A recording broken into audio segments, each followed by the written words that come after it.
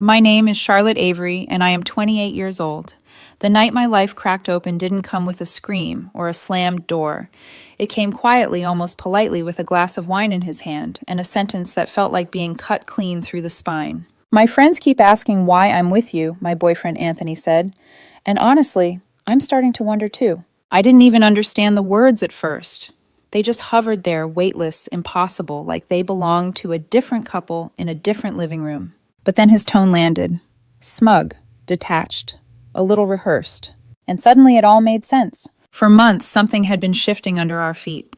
Girls' nights had become guys and girls' nights with his squad, 3 friends from college, 2 female, 1 male, all loud, all opinionated, and all determined to influence Anthony's life, like they were board members of the committee called His Future.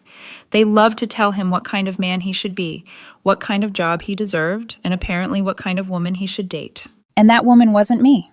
But I didn't know that yet. I was still in the stage where I thought love was about patience and sacrifice and being someone's anchor while they figured themselves out. God, I was naive. I stood in the living room holding my keys, still wearing my coat, staring at this man I'd lived with for 2 years, supported for 4, loved for longer.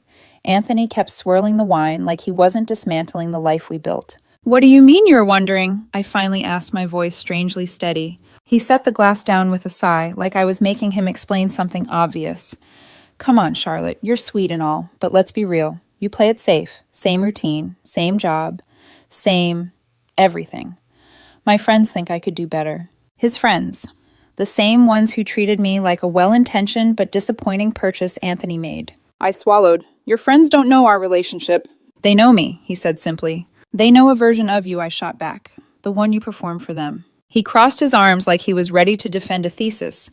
They travel. They take risks. They say I'm holding myself back being with someone who's comfortable. Comfortable. It felt like he'd spit the word out like it tasted bad. Comfortable isn't a flaw, I whispered. It is when it's boring. The room went silent. The worst part wasn't even the cruelty, it was how casual he sounded. Like he'd been coached, prepped, reassured by the very people who would benefit from this downfall. Like he'd been building up to this line, saving it for maximum impact. I wanted to scream. I wanted to throw something. I wanted to ask him if all the nights I paid the bills while he chased unpaid internships counted as comfortable. If the time I turned down a relocation promotion, my dream, because he begged me to stay so he could finish his marketing program, counted as boring. But the truth was clear in his eyes. This wasn't new. This wasn't sudden. This was the excuse he'd been waiting for. And the reason behind it hovered in the room like a ghost, unnamed but present. Her, Jasmine Hartwell, his ex-girlfriend, his adventurous muse, the woman his squad worshipped like a lifestyle brand. The one he'd been messaging as friends for weeks now, the one they always compared me to without saying her name. I could feel her shadow between us long before Anthony spoke again. There's someone who challenges me more, he said softly, almost guiltily, but not nearly guilty enough. I closed my eyes. Jasmine. He didn't deny it. The sound that came out of me wasn't a sob, not yet. It was a small broken laugh. So this is about her and your friends. Don't make this dramatic, he snapped, suddenly defensive. You should want me to grow. Jasmine pushes me. She makes me think bigger. You hold me in place. I held you together, I corrected. There's a difference. He shrugged like none of it mattered. That was the moment something inside me froze solid. He didn't love me. Not anymore. Maybe not for a long time. He'd already rewritten our past into something that justified walking away from me and running back to her. I didn't beg. I didn't argue. And I certainly didn't ask him to choose me. Instead, something colder settled in, a kind of clarity I hadn't felt in months. Okay, I said quietly. If that's how you feel, then we're done. Anthony blinked, startled I didn't fight. Just like that. You made your choice before this conversation, I whispered. This is just the confirmation. There it was, the flicker of guilt. But he buried it quickly, straightening his posture as if breaking something fragile made him feel taller. I packed while he texted someone in the kitchen. Probably Jasmine, probably his friends, probably all of them at once. He didn't hide the screen. He didn't even try to. That told me everything. I took only my essentials clothes laptop, the books I loved, not the ones we bought together.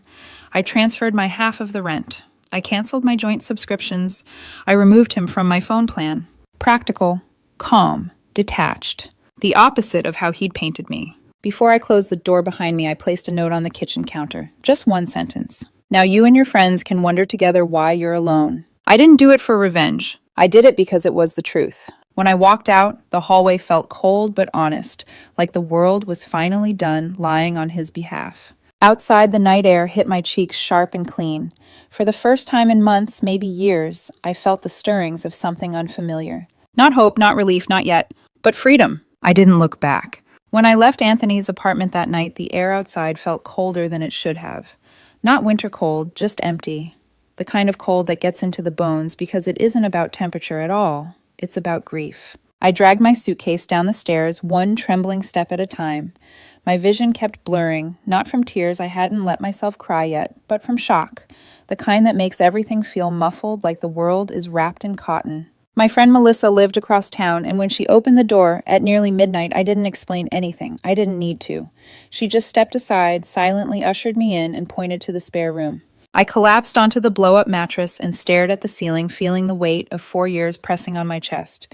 Only then did the sobs come violent, uncontrolled, primal. I wasn't crying because I missed Anthony. I was crying for the version of myself who loved him, the woman who believed she was building a future with him, the one who turned down a dream promotion to stay anchored to his plans. I cried for every moment I thought stability meant I was worth less than excitement. By morning, I felt like I'd swallowed gravel.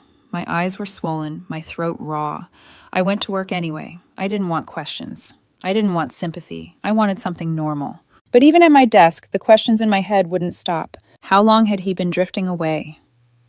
How long had Jasmine been in the background? When did he start believing his friends over me? And the one that cut deepest, why wasn't I enough? The first week after the breakup felt like moving through thick fog. I kept replaying the same memories, obsessively dissecting every moment, every look, every joke his friends made at my expense. I remembered the night he told me Jasmine had reached out as friends, and how he'd said it too casually for it to be harmless. I remembered the way he had started dressing differently, speaking differently, adopting words Jasmine used online. Subtle shifts I hadn't questioned because I trusted him. Looking back, it wasn't subtle at all. But pain has a way of making you blind until it's too late to do anything about it. After a week of spiraling, I did something I hadn't done in years. I booked a therapy session. My therapist, a calm woman named Dr. Fletcher, listened to my whole story without flinching. When I finished, she leaned forward slightly and said, "You weren't in a partnership, Charlotte. You were in a performance he expected you to applaud." It felt like being cracked open. She continued, "He didn't believe he was enough on his own, so he started needing validation from people who thrive on comparison. Your stability threatened the identity he was constructing. That isn't your failing, it's his."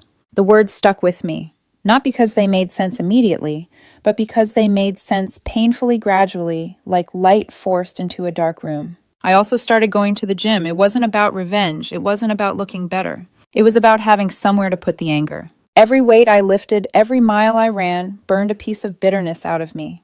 Sweat felt like a release one that words couldn't match. Some nights I'd stare at my reflection in the studio mirror, breathless, exhausted, and whisper to myself, "You are not boring. You are not holding anyone back. You are not a stepping stone." It felt strange at first talking to myself like that, but slowly those affirmations stopped sounding like lies. 3 weeks after the breakup, an email from Anthony slipped through an inbox I had forgotten to block. "Hey, Charlotte, I heard you moved out. I just wanted to check in. Things got heated. Maybe we should talk." I stared at the message for a long time. Then I deleted it, without replying, without hesitation. It felt like a small victory. Life began to stabilize in small ways.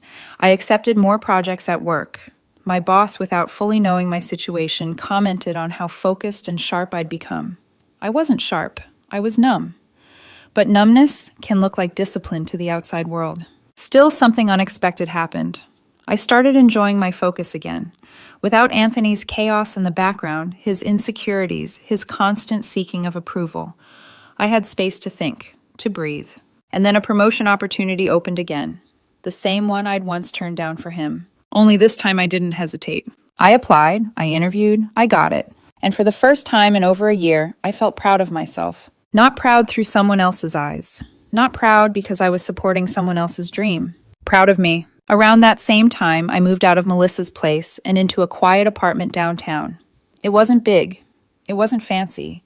But when I stepped inside for the first time, key in hand, the empty space felt like possibility. I bought a new desk, a bookshelf, simple, clean furniture that felt like it belonged to the woman I was becoming, not the one I used to be. Melissa helped me paint the walls a soft, warm cream color. When we finished, I stood in the center of the room, paint-stained jeans and all, and whispered, "This is mine. Not ours, not his, mine." It was liberating. A month and a half passed. I didn't hear from Anthony again, not directly, but mutual friends kept sending small updates almost by accident. Apparently, Jasmine and Anthony were already together officially. Apparently, she had convinced him to leave his stable job for a creative freelance opportunity. Apparently, Anthony's friends, the same ones who pushed him to chase excitement, were making jokes about how dramatic he'd become. Apparently, he wasn't handling the chaos as well as he thought he would. But I didn't ask questions. I didn't comment. I didn't enjoy any of it. I just observed, distantly, detached, quietly realizing something important. I wasn't the one falling apart. He was. 2 months after the breakup, a second email came in. More desperate, more frantic, more personal. "Charlotte, please. Things are complicated. I made mistakes. Can we talk just once? I miss you." I closed the laptop slowly, and for the first time, I smiled, because I didn't feel even a flicker of temptation. He was living the life his friends encouraged. He was living the fantasy he believed Jasmine represented. He got everything he asked for, and nothing he actually needed. Meanwhile, I was healing, growing, rising.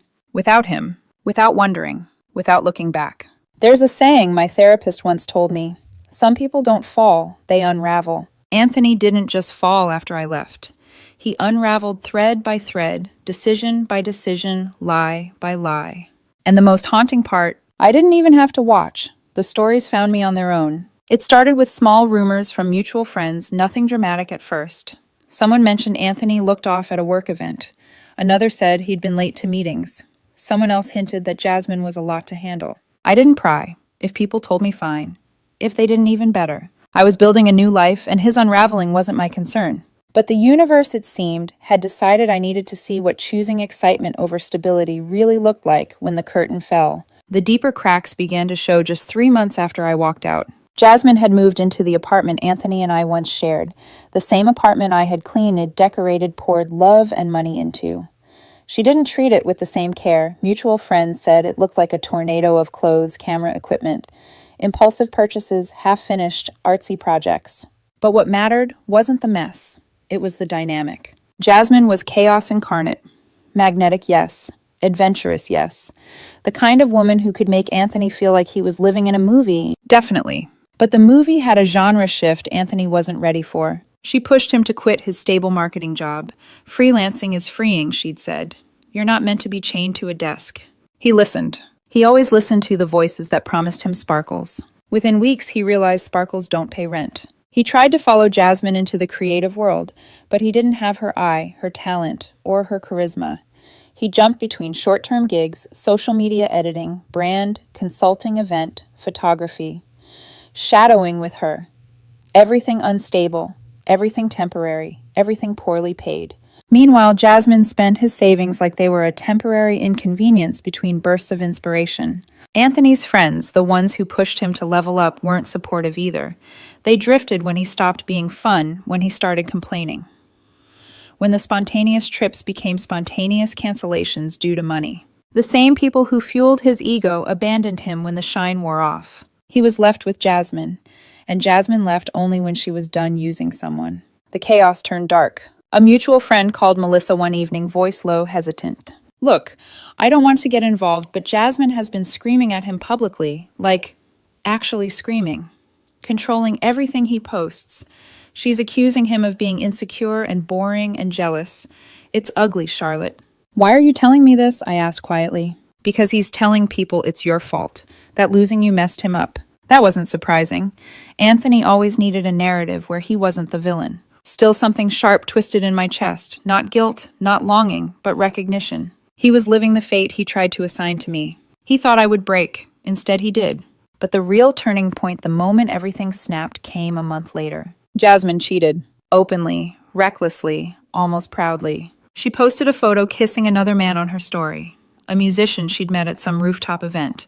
Anthony confronted her, and Jasmine reportedly laughed. "I never said we were exclusive. Freedom is part of my journey." According to a friend of a friend, Anthony cried. Cried. The same man who told me I was too safe, too predictable, too boring, cried over a woman who treated him like a placeholder. Karma doesn't always arrive loudly. Sometimes it walks in wearing heels and red lipstick. Then came the financial downward spiral. Anthony couldn't afford the apartment. Jasmine drained his savings. His freelance gigs dried up. He was behind on bills. And in classic Anthony fashion, he didn't take responsibility. He blamed the instability he chose. He blamed the people who encouraged it. He blamed the economy. And somehow he blamed me. Charlotte leaving threw me off, he reportedly said. She gave up on me. Giving up requires someone trying. I had done all the trying. Then came the messages. First an email, then 2, then 5. All ignored. Then calls from unknown numbers. Ignored. Then voice messages, his tone changing each time. The first voicemail was soft. Charlotte, I miss what we had. I'm sorry. I didn't mean what I said. The second was pleading. Please call me. I need to talk to someone who understands me. The third was guilty. I made a mistake. Jasmine wasn't who I thought. The fourth was angry. You're being childish. We were together for years. The least you could do is respond. The fifth was broken. Please, I messed everything up. I didn't respond to any of them. Healing had taught me something Anthony never learned. Not every cry for help deserves an answer. When he realized I wouldn't reply directly, he involved his family. One afternoon, I received a call from an unknown number. A stern older woman spoke first. This is Evelyn Anthony's mother. I closed my eyes. Of course. Hello, I said carefully. You need to speak with Anthony. No, I don't. She huffed. He's going through a lot. Jasmine left him. He's unemployed. He's hurting. That doesn't make him my responsibility. He gave you years of his life, she snapped. I gave him the same. It doesn't entitle him to access to me, I said quietly. There was silence, then bitterness. You always were overly sensitive, and for the first time, her words didn't hurt. They bored me. I hung up. The desperation escalated. One rainy Thursday, as I walked out of my new office building for lunch, someone stepped into my path. Soaked, disheveled, shaking. Anthony. Charlotte, he choked out. Please, please don't walk away. I froze, not because I wanted to stay, but because I was startled by how small he looked. His clothes were rumpled, his hair unwashed, his eyes hollow. He looked like someone who had been running from a fire and was surprised to find himself burned. Anthony, I said calmly, what are you doing here? He swallowed hard. Jasmine's gone. She cleaned out my account. She screamed at me. She told me I'm pathetic. She left with someone else. I lost my job. My friends are all busy. I have no one. His voice cracked. You were always there. I didn't see it. I didn't understand. But I do now. Charlotte, I need you. I studied him for a long moment. This man crying in this rain had once told me I was boring, that I wasn't enough, that I held him back. You don't need me, I said gently. You need stability, and you destroyed the one place you had it. He reached for my arm. I stepped back. Please, I'll change. I swear, just give me another chance. No, I said softly. That one word broke him more than Jasmine ever could. Why, he whispered. Because the woman you threw away is not the woman standing here now. He stared defeated. I walked past him without looking back. He didn't follow. He couldn't. The unraveling was complete, and I was already rising.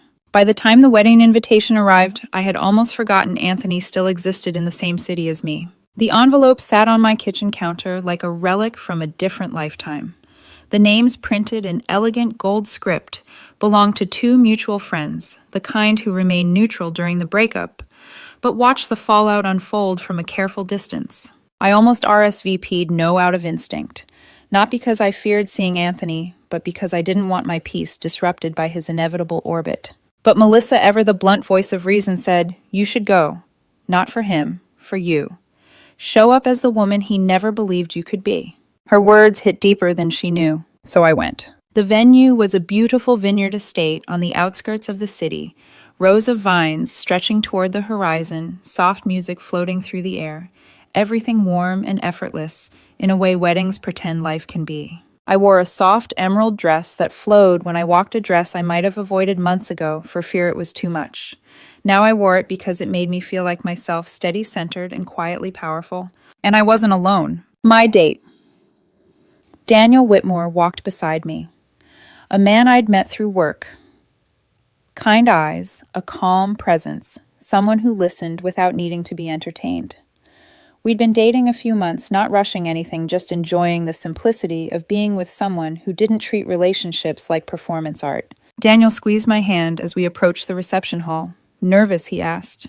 Not nervous, I said softly. Just aware. He nodded, understanding the unspoken. The ceremony was beautiful. The vows were heartfelt, the music soft, the atmosphere light. I let myself get lost in the romance of it, not because I wanted to be the bride, but because I finally understood something. I didn't need to cling to the idea of what my past could have been. I was building something better now. After the ceremony, guests drifted toward cocktail hour, champagne glasses clinking in the golden afternoon light. Laughter filled the air. I mingled, chatted, even laughed genuinely. For a moment, I forgot about Anthony entirely, until I didn't. I felt his presence before I saw him. A shift in the air. That strange awareness of someone who used to occupy too much mental space for far too long. I turned and there he was, standing alone near the edge of the patio, wearing a suit that didn't quite fit, looking thinner, older, like life had been scraping pieces off him one at a time. His eyes widened when he saw me. Shock, recognition, regret. Then something darker, envy. He approached slowly, almost timidly, like he wasn't sure I'd allow him within a 10-foot radius. Charlotte, he said, voice hoarse. Hi. I nodded politely.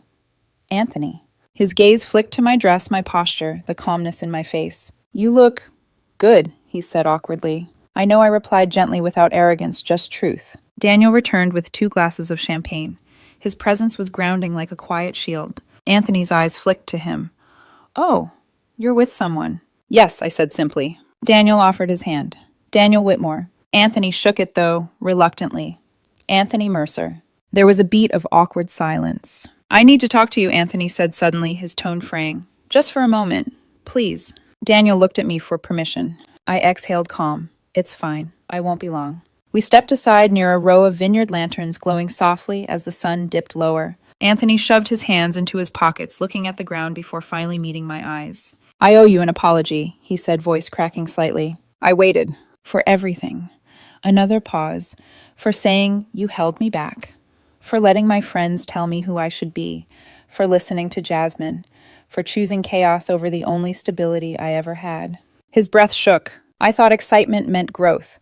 I thought stability was suffocating. But it wasn't. You weren't. You were home. And I threw that away. There it was, the confession I once would have begged to hear. Now it felt small, late, like rain after a drought when the crops have already died. I didn't look away. I didn't soften. I didn't take pleasure in his pain either. I just let the truth settle. Anthony, I said quietly, you didn't choose excitement. You chose validation. You chose people who fed your ego because they needed someone to feel superior to. And you chose someone you thought made you look more impressive. His throat bobbed. And you know what Jasmine gave you? I continued. Exactly what your friends gave you, illusion. And illusions don't last. He flinched. You're right, he whispered. You're absolutely right. And I can't go back. I know that. But I needed to tell you I'm sorry. And I'm miserable, Charlotte. I'm alone. I messed up everything. I breathed in slowly. I'm not here to fix you, I said. I never was. I supported you. I believed in you. And when you told me I wasn't enough, you broke something that doesn't grow back. His eyes shone wet. Do you ever think about us? The question hung in the air. A past version of me would have cracked open. Now I felt steady, solid. No, I said simply, I don't. He swallowed hard. I continued gently but firmly. You wanted wings. You wanted to fly. You said you were tired of the ground I kept steady beneath you. So you flew Anthony, and you crashed. But that's not my consequence to bear. A tear slid down his face. He didn't wipe it. And Daniel, he asked softly. He is someone who knows how to build, not destroy, I said. Someone who sees stability as a strength, not a cage. Anthony closed his eyes, exhaling a tremor of grief. I was a fool, he whispered. I nodded. Yes, but that's your lesson, not my burden. He looked at me one last time, really looked, and I saw the understanding hit him like a tidal wave. He wasn't looking at the woman he discarded. He was looking at the woman who outgrew him. And that was the real heartbreak for him. When I returned to Daniel, he gently tucked a strand of hair behind my ear. You okay? He asked. I smiled a small, genuine smile. Yes, I said. For the first time in a very long time, yes. Across the room, Anthony stood alone, shoulders hunched, swallowed by shadows cast by the lantern lights. He wasn't a villain. He wasn't a victim.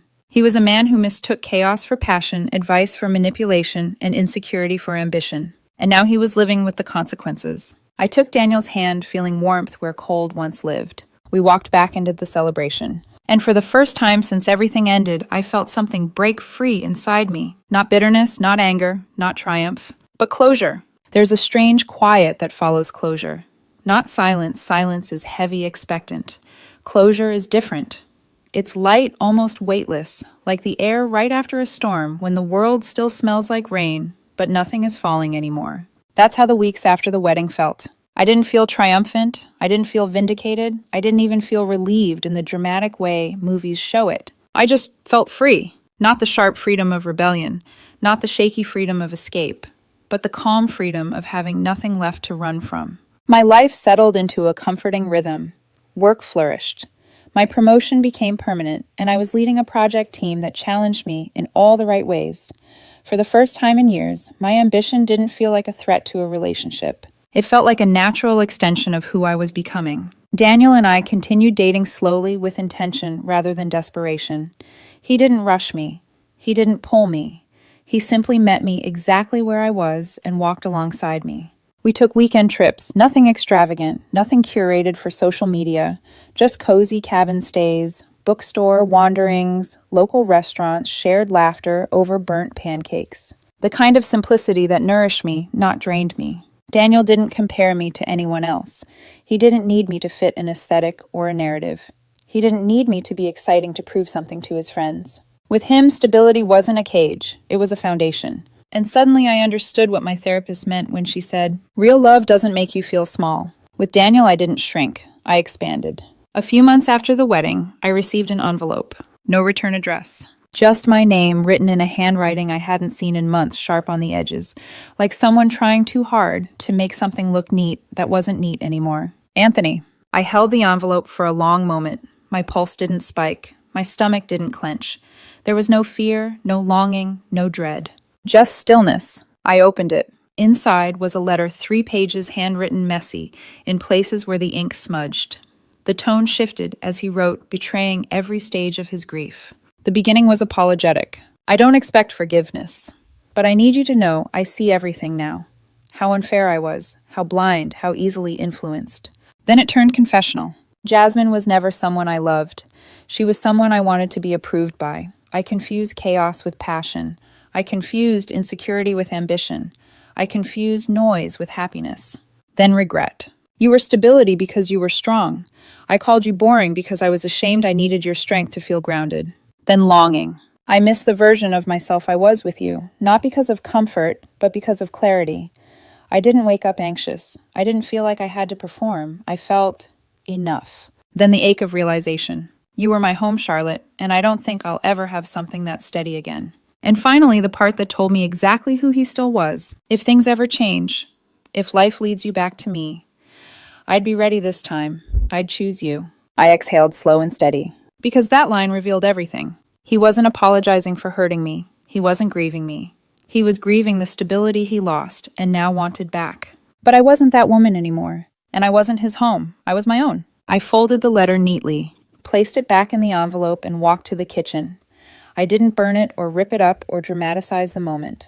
I just dropped it into the recycling bin like a piece of paper that had served its purpose.